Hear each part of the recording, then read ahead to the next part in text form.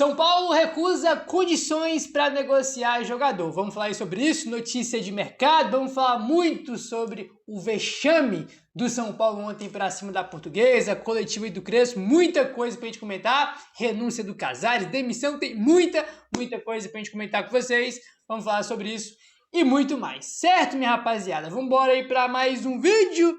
E o negócio é o seguinte: vexame bizarro do São Paulo. Não só o resultado, mas também a atuação. Porque tem muito jogo, né, que tu perde, mas tu fala, pô, o goleiro fez 10 defesas, teve 3 bolas na trave, teve pênalti que o juiz não marcou. Às vezes tem derrotas que a gente entende, né? Tem dia, irmão, que é noite e é isso. Agora, a derrota de ontem é para ser criticada em todos os aspectos. É um tipo de derrota que preocupa, porque é um tipo de derrota de vexame que tudo foi muito ruim. E o resultado final reflete bem o que foi o jogo. A Portuguesa jogou melhor que o São Paulo, a Portuguesa quis mais que o São Paulo e a Portuguesa foi mais competente e conseguiu vencer o São Paulo em pleno Morumbi, né? E tipo assim, já começou o jogo, tá? Aí, e eu já tava um pouco preocupado ali na metade, ali, né? 10, 15 minutinhos, eu já tava começando a ficar preocupado com a postura que eu tava vendo da Portuguesa e a postura que eu tava vendo do São Paulo. Porque eu falei o seguinte, pô, Portuguesa começou em cima, sim, veio no Morumbi se impondo, marcando pressão. São Paulo no começo do jogo não conseguia sair do meu campo. Era Portuguesa em cima, marcando pressão, recuperando bola. São Paulo pegando a bola, tem que dar chutão, porque a Portuguesa tava marcando em cima. Eu falei, rapaz, o negócio não começou legal, mas, né, ao decorrer do primeiro tempo aí, a Portuguesa vai cansar, o São Paulo vai se ajustar aí. Não aconteceu nada disso, né? Passou metade do primeiro tempo, o jogo é a mesma coisa e eu já ficando preocupado. Cara, já tá estranho isso aí. Essa postura dos dois times já estavam me chamando a atenção pelo lado negativo. E, cara, São Paulo, sei lá, 5, 10 minutinhos ali, né, da metade pro final do primeiro tempo, que conseguiu fazer alguma coisa, né? Teve um chute ali do Luca no primeiro tempo, num bom lançamento do Cédric pro Luca, o Luca chutou por cima do gol. Aí teve um chute de entrada da área do Ferrinho, que ele chutou cruzado para fora. Tipo assim, muito pouco o primeiro tempo, né?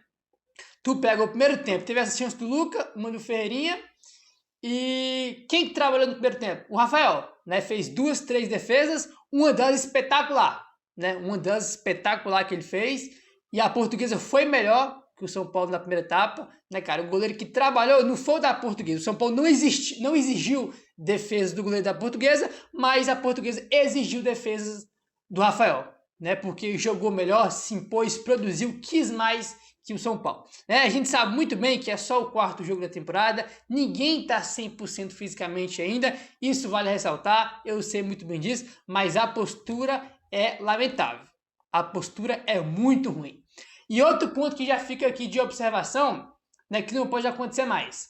Muito jogador, né, ali que tá muito mal e que tá muito tempo sem jogar. Eu acho que esse é um ponto que tem que ser visto pelo Crespo. Por exemplo, a gente jogando ontem de novo no 4-2-4, cara, se os jogadores ali da linha de frente, da última linha, não marcar a saída de bola, cara, vai ser, irmão, é aquilo que aconteceu. A Portuguesa com a bola, toca a bola na tranquilidade, parece que estava jogando em casa contra o time da Série B, né? E o São Paulo assistindo o time da Portuguesa se impor, trocar a passe ali no meu campo, saída de bola dos caras numa tranquilidade que ninguém pressionava. Aí entra um ponto. Saída de bola do São Paulo, no caso, saída de bola da Portuguesa, o São Paulo não conseguiu pressionar. Se não pressionar a saída de bola com esse esquema, irmão, vai ser o que aconteceu ontem. Portuguesa dominando o jogo. Aí que tá, como que pressiona a saída de bola da Portuguesa com 2 jogadores completamente aquém, né, aí do seu ideal, que é o Lucas e o Caleri. A gente jogou com um jogador que ano passado não conseguiu jogar com dores no joelho e tá muito mal, tanto fisicamente quanto tecnicamente, e o outro tá há 9 meses fora, que ontem foi o primeiro jogo de titular do Caleri, né, o terceiro jogo dele depois de 9 meses e o primeiro como titular. Então, tipo assim, precisa marcar a saída de bola, marcar a pressão, a saída de bola adversária, só que o Lucas e o Caleri não dão conta, né? São Paulo sem a bola. Caleri e Lucas são 2 jogadores a menos para marcar, para recompor, para pressionar. E, cara, assim, os 2 juntos não dá. né? Sem a bola, não dá. Não tem condições aí. Aí, tipo assim, 3 coisas que me incomodaram muito ontem, que acho que foi o principal. A postura que eu já critiquei, muito erro individual, né? Pô, o Lucas teve uma chance no primeiro tempo que chutou, né? Postou lá por centro da barra funda, né? Pra não falar outra coisa. Uma boa chance que o Cedric deu pra ele, chutou muito mal, finalizou mal. Pô, o primeiro gol da Portuguesa, uma falha inacreditável do Tolói. Cara, parecia que o Tolói era uma criança, né? Parecia que era uma criança contra o adulto. O jogador da Portuguesa descolou não, antecipou o Tolói numa facilidade inacreditável, no erro de posicionamento. Mano, tipo assim, bizarro ali o erro do Rafael Tolói. E ele, pra mim, foi o grande responsável pelo primeiro gol do São Paulo. Muito, muito mal. Muito, muito mal mesmo. Aí, como foi erro do Lucas, né? Na hora que tem uma chance, o cara já não dava pra produzir nada. Quando tem, o Lucas estou por cima do gol. Aí o Tolói falha no primeiro gol. Aí o último gol do São Paulo tem o frango do Tolói, né? Então, tipo assim, cara, muito erro individual.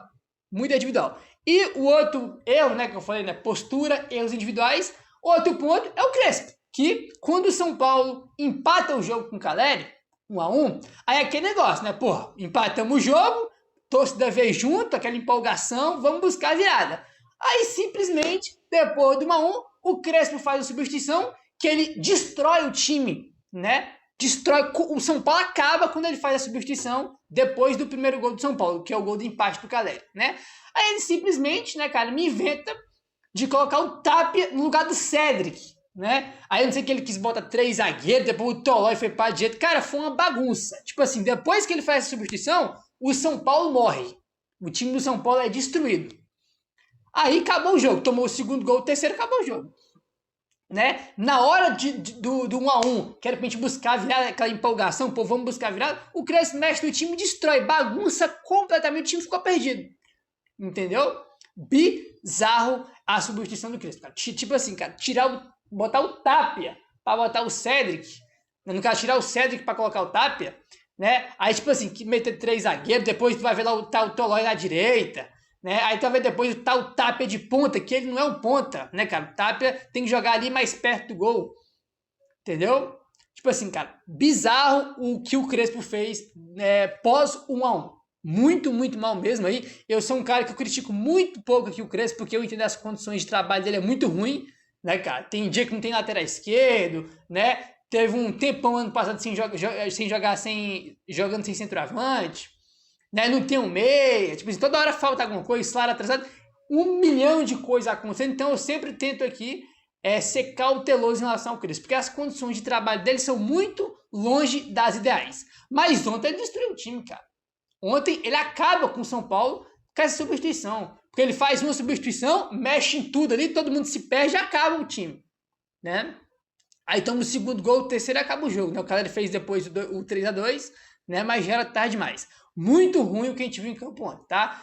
Muito erro individual, postura lamentável e erro muito grave do Crespo. Muito grave do Crespo, né? São Paulo entrou no primeiro tempo, cara, eu falei, porra, os caras estão achando que, porra, Portuguesa, né, um dos piores times do campeonato, e é a Portuguesa.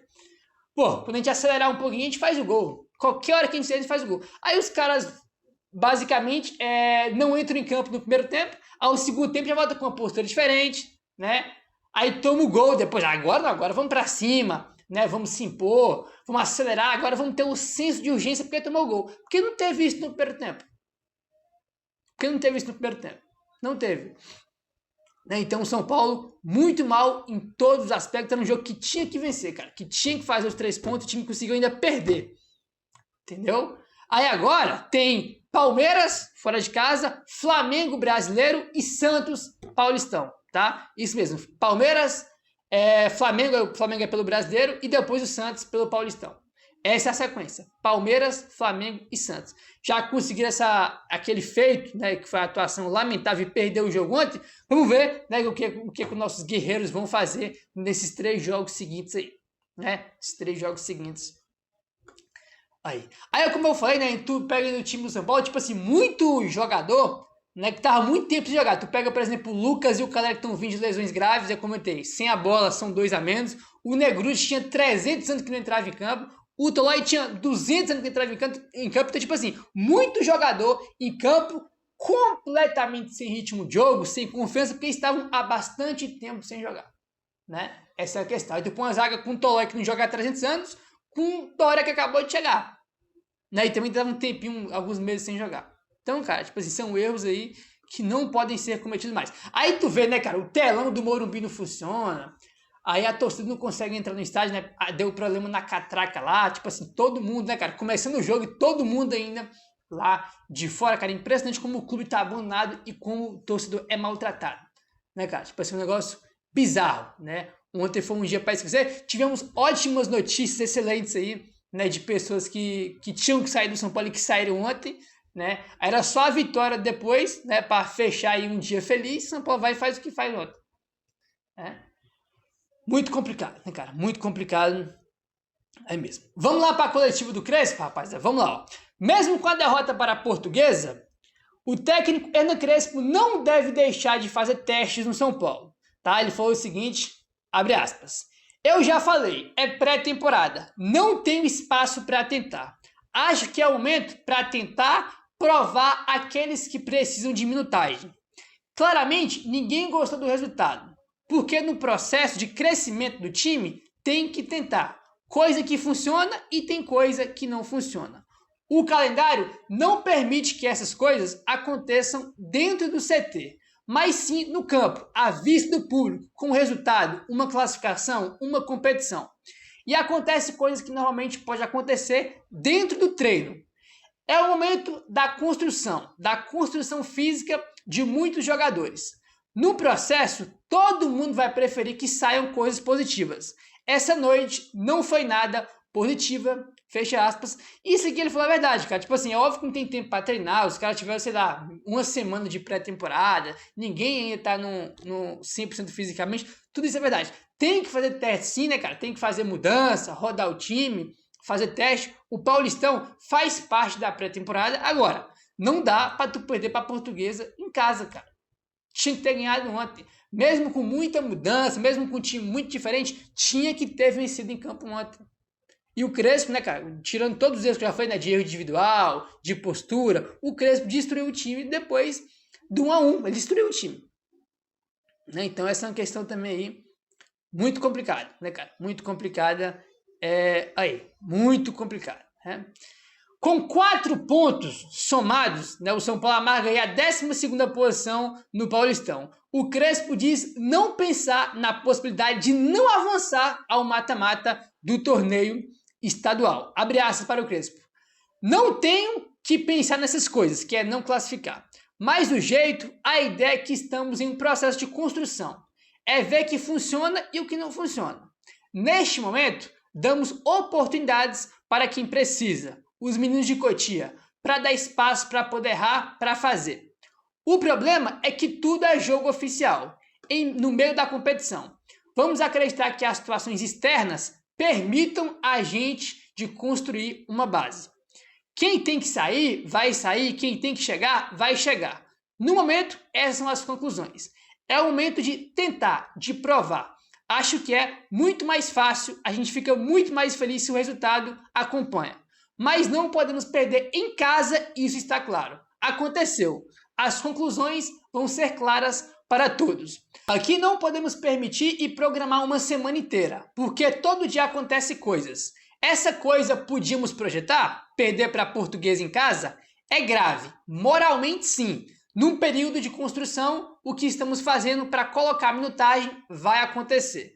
Temos que entender essa situação e acreditar no trabalho. Sabemos do espaço que temos ainda para construir e crescer como time. Temos que pensar já no amanhã e no dia a dia, fecha aspas, para o técnico Hernan Crespo. Cara, pior que as declarações dele são bem lustras, né? Tipo assim, ele fala a realidade. Eu concordo, tipo assim, não vou tirar nada do que ele falou, né? Realmente não tem tempo para treinar, tem que mudar. O Paulistão faz parte da pré-temporada. Eu concordo com tudo agora. Não dá pro Crespo destruir o time como ele destruiu. Não faz sentido. Né? Os jogadores não podem ter a postura que tiveram. Não pode ter tanto erro individual como teve ontem. Entendeu? Tudo que ele falou eu concordo. As entrevistas dele são lustras. Ele fala a realidade. Ele não é aquele técnico, uma coisa que eu gosto do Crespo. Ele não é aquele técnico que o time vai um horror em campo e o técnico chega na coletiva e fala uma coisa completamente diferente. Não, que a gente jogou bem, que não sei o que. Tipo, tem muito técnico que é assim, né? E o Crespo não é, acho que isso é uma coisa boa. Mas o que aconteceu em campo ontem não pode acontecer.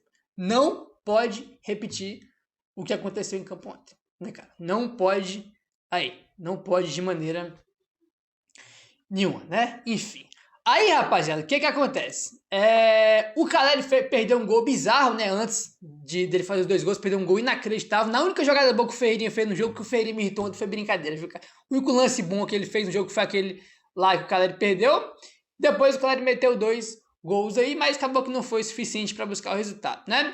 Aí tá, o Caleri fala sobre os 2 gols marcados e volta ao time titular, né? Porque foi o primeiro jogo dele iniciando como titular desde que ele voltou, né? O terceiro jogo e o primeiro começando entre os 11 iniciais, né? Ele falou o seguinte, abre aspas: "Para mim é muito bom, porque faz tempo que eu não convertia. Faz tempo que eu não marcava 2 gols. Eu errei um que eu não posso errar. Mas eu estou feliz porque meu joelho respondeu 90 minutos depois de muito tempo. Claro que eu ainda estou muito longe da minha forma física ideal, muito longe do que eu posso render, mas é um bom sinal de que o meu joelho aguentou os 90 minutos. Depois de muito tempo, voltei a me sentir importante no time", fecha aspas para o Caleri. Ele perdeu um gol que não podia perder, mas tipo assim, tu vê a diferença de ter um centroavante na área, né, cara? Tu vê aquele gol lá que ele fez, o segundo, né? Tipo assim, tu vê aquele cabeceio dele é o típico gol de centroavante nato, né? E mesmo ele perdeu um gol bizarro, né? Marcou 2 aí, mas só de estar a presença dele em campo, de tu ver que tem um centroavante em campo. Cara, quando tem um centroavante em campo, a qualquer momento pode sair um gol, né? Tu viu, por exemplo, o segundo gol do São Paulo, né? Eu nem tava esperando nada. Do nada o Bobadilha cruza a bola pra área, do nada o cara faz um gol, né? Num lance ali completamente inesperado. Então, quando tem um centroavante em campo, irmão, tu sempre mais perto do gol, porque a qualquer momento pode sair algo dali. Entendeu? Então, como ele foi, tá longe da forma física dele, ainda tem muito a melhorar fisicamente, pegar ritmo, mas evidentemente que dele fazer 2 gols é importante para ele ganhar confiança, né, cara? Ganhar moral aí e melhorar aí a cada jogo que ele entrar, né? Não sei se ele vai jogar contra o Palmeiras, vamos aguardar. O Crespo na coletiva, eu acabei que nem comentei sobre isso, eu já até pulei o tema já pulei o assunto coletivo. O Crespo fala sobre o Lucas, que o Lucas vai jogar no sintético, sabe? Se ele quiser, né? Diz que vai conversar com o Lucas, a decisão dele. Então ele jogar a bucha pro Lucas. Ó, se o Lucas quiser jogar, ele joga. Se ele não quiser, ele não joga, né? Então o Crespo falou que depende do Lucas. Acho eu que ele não vai jogar. Então vamos ficar aí no aguardo, né? Vamos ficar aí no aguardo, tá? Aí, minha rapaziada, o que acontece? Vamos agora mudar um pouquinho de assunto aqui. Ontem, antes do jogo, começou a ser uma debandada, né? Primeiro, o Casares renunciou. Quando ele sofre impeachment no conselho, na sexta-feira, a informação que tinha, amanhã no sábado ele vai renunciar. Acabou que não renunciou, só foi renunciar ontem. Ainda há pouco tempo ali de começar o jogo. Que pena que ele renunciou, né, cara? Eu queria que tivesse a Assembleia Geral dos Sócios, que é pra ele sofrer impeachment dos sócios, para ele perder os direitos políticos dele no São Paulo e ele sumir do São Paulo para sempre. Mas infelizmente, como ele é covarde, ele sabe que ele vai ser que ele vai sofrer impeachment na Assembleia Geral. Ele, se eu for para a Assembleia Geral e sofrer impeachment, eu perco todos os direitos políticos, né, que eu tenho. Então, se eu renunciar, eu não perco. Então, ele renunciou porque ele é covarde, né? Ele é covarde, como a gente já sabe, então ele renunciou e agora, oficialmente, o Arri Macis fica até o final do ano, né? E o Casares agora não tem mais chance aí de voltar, né? Soltou lá um texto não foi nem texto, né? Foi 10 páginas, mas nunca na minha vida que eu vou perder, né, cara? Nenhum minuto da minha vida lendo 10 páginas que o pior presidente da história do São Paulo postou, né? Mas nunca na minha vida. Aí depois tivemos a segunda notícia, né? Que o Dedé não é mais o diretor do departamento social do São Paulo. Ótima notícia, que era um dos também que tinha que sair, né? Apesar que ele é do social, também era um que tinha que sair para ontem. Então, Dedé saiu. E depois saiu, né, a notícia que para mim era o primeiro a sair, né, quando o Márcio assumiu, que é o Márcio Calormago, né? Também foi aí comunicado que ele não está mais no São Paulo, né? Pelo menos não no cargo dele, né? Porque, se eu não me engano, ele é conselheiro, se eu não tenho enganado, né? Então, no conselho ele vai estar ali, eu acho que ele é conselheiro, se eu não me engano, né? Márcio Calamagno deixará o cargo de superintendente geral do São Paulo Futebol Clube no final do mês de janeiro. Isso aqui é um ponto importante que eu fiquei sem entender, né? O Gabriel Sá bota aqui. Aí a gente está no dia 22 hoje. Ele vai ficar o mês inteiro no São Paulo, né? No caso, ele vai sair, no caso, né? Acabou o mês, ele sai. Eu entendi o porquê disso, né? Mas no fim do mês de janeiro ele vai sair, tá? Aí um ponto que é importante aqui. Ele é superintendente, né, geral do São Paulo, e depois o Casares botou ele como CEO, né? Aí ele botou o Casares botou o Calamagno como CEO, aí o Belmonte não gostou, aí o Márcio Calamagno começou a atuar no futebol dentro do CT, coisa que os jogadores não gostavam, a informação que o Gabriel Sá trouxe, né? CEO, é uma brincadeira colocar um cara desse como CEO, não tem nem currículo, nunca fez nada pelo São Paulo para ser um CEO, né? E ele também tá fora. Uma informação importante que o Gabriel Sá traz, tá? O Gabriel Sá coloca aqui que a saída tanto do Dedé quanto do Calamagno foi com um acordo em conversa com o Arry Macis, né? Aí o Gabriel Sá traz aqui, ó, foi com um acordo, mas o Macis pediu o cargo dos dois, né? Isso partiu do Macis, ele queria essas mudanças, né? Não foi que, nossa, o Márcio Calamagno pediu para sair, o Dedé pediu para sair. Não, foi algo que partiu do Macis, né? Que ele queria a saída desses caras, e tá aí, né? Então o Casares renunciou ontem, e Dedé e Márcio Calamagno deixando o São Paulo. Ainda tem, né, o Douglas Schwartzman, ele tem que ser banido do São Paulo, né? Ele e a Mara tem que ser banidos depois do caso do Camarote. E falta um ainda, que é o senhor Outen Aires, né, que é o presidente do conselho. Esse aí já não é do poder do Macis fazer nada, porque o Outen Aires, ele é presidente do conselho. Ou ele renuncia ao cargo, ou impeachment, que nem o Casares. Então não dá pro Macis chegar lá e, você tá demitido. Não tem como, né? Não tem como. Então, o próximo alvo aí que a gente tem que mirar, né, cara, pra sair do São Paulo é o senhor Outen Aires de Abreu, uma das piores coisas que já aconteceu na história do São Paulo. Esse aí é outro que tem sumido do São Paulo pra ontem, né? Dedé já foi, Márcio Calamagno vai sair. Então, o próximo é o senhor Outen Aires de Abreu. Esse aí é mais um da pátria do Casares que só sabe fazer mal pro São Paulo. Entendeu? Só sabe fazer mal pro São Paulo, você tem que sumir pra onde? O cara que não sabe nem que dia que o São Paulo joga, né? Que a gente viu isso na coletiva que ele deu na semana passada, né? Então esse aí é outro que tem que sumir, irmão, pra ontem. Pra ontem esse aí tem que sumir do São Paulo, né? Mas é isso, eu comentei, né, cara? No dia que o Casares sofreu impeachment, eu falei, rapaziada, muita gente ficou, agora vai ter mudança. Muita gente falou que não vai mudar nada, cara. Eu falei, eu acredito muito que o impeachment do Casares é uma das várias mudanças que vai acontecer depois. E é isso que tá acontecendo. Casares saiu, Calamagno caiu, Dedé caiu, tem mais gente para cair. Esperamos que aconteça mais mudanças ainda no São Paulo. A Polícia Civil com o Ministério Público está cada vez mais se aprofundando nas investigações, trazendo notícias, novidade. Então, coisas boas estão acontecendo em relação à limpa que tem que acontecer no São Paulo, né? Foram ótimas notícias ontem. Pena que o São Paulo não fez a boa depois para encerrar o dia com chave de ouro. Infelizmente, né, cara? Infelizmente. Aí. Agora, minha rapaziada, vamos seguindo aqui e bora falar um pouquinho sobre a situação do Alisson, tá? Que o negócio é o seguinte. Vamos lá. Primeira informação aqui, né, com o André Hernan traz, que é o seguinte. O Alisson teve uma conversa com a comissão técnica do Hernan Crespo. E o Crespo informou para o volante que ele não seria primeira opção na posição. Tá? Então o Crespo conversou com ele, né? E o Crespo falou, você não vai ser primeira opção, titular, vai ser uma opção, né? Então imagina que muito por isso que o Alisson aí, né, tá querendo sair para o Corinthians. Aí vamos lá, ontem a gente comentou com vocês, aí a contraproposta que o São Paulo fez aí para o Corinthians, né, cara, para pagar 1,5 milhão pelo empréstimo, né, e tinha algumas outras condições ali no contrato. Aí temos uma notícia já em relação a isso. Segundo o Samir Carvalho, que é setorista do Corinthians, o Corinthians informou ao São Paulo que aceita pagar os 1,5 milhão pelo empréstimo do volante Alisson, mas com a condição, o valor só seria quitado em 2027, tá? Então, essa é a condição. O Corinthians falou, topa pagar 1,5 milhão, mas em 2027, né? O Corinthians quer o negócio mais fácil do mundo, né, cara? Oferece um monte de bagre lá pelo Alisson, né? Aí depois quer o cara por empréstimo.